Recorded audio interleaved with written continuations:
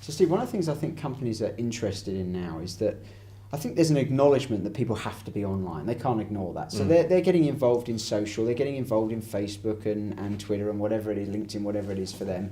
And they've got blogs and I think we've got a website and all those things. But I think, and we're told to develop content and do all these other things, which are quite softly approaches. So someone reads your white paper or they do this. But I think people are quite concerned that they've got to understand their customer journey and how do they translate that like on Facebook, that watching that video, whatever it is, into somewhere along the line, getting some inquiries and getting some leads down the road. I think you're being nice. They want sales. Give me some leads. You know, I'm tired of all the marketing mumbo jumbo. Give me some leads, and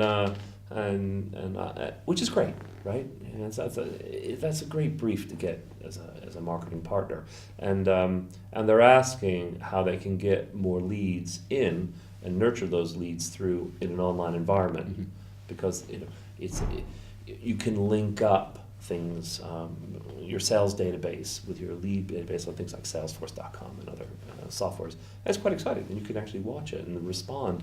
When somebody clicks onto your email, you can give them a proactive call because you're seeing they're interacting with your marketing. That's pretty interesting. Anyway, more and more people are saying, I want lead generation, I want lead nurturing, and I want to be able to demonstrate that I'm getting a return on my online marketing investment, which is great. So how do people start? Because what's interesting is things are more trackable than ever. I mean, you're right, you know what parts of the website they're seeing, what they click on, when they click on it, how many times they watch it, what they do. All of these things are there. And yet, I don't see necessarily people taking full advantage of that and being able to translate that into revenue at the other end. So what would perhaps be some of the tips and hints that you'd be saying, this is the stuff that companies need to do if they want to see, you know, the initial engagement lead into some sort of proper transaction at the other end? Set up things that you most want to measure and then follow up on them. It sounds really trite, but I'll give you a specific example for a very large insurance company in North America, and they set up this lead nurturing program, but with the intent to being able to follow at every point in the funnel, if you will, through that insurance is an intermediated sale, so they're distanced from the actual purchase. It's not like Amazon where they can buy direct. They got to go to a third party and buy it. So they're building a relationship with these people. If you will, it's a very cool lead when it comes in. They want to warm it up.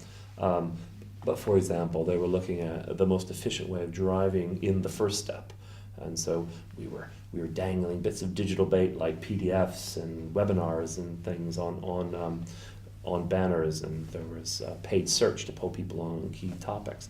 And the thought was, as you pulled them in, you could move them from that.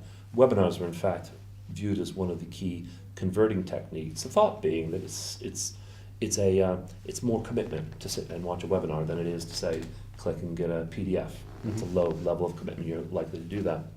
One of the interesting things we found by tracking this, two interesting things. One is that people who watch video were more likely to convert into customers, so that's a good indication of interest.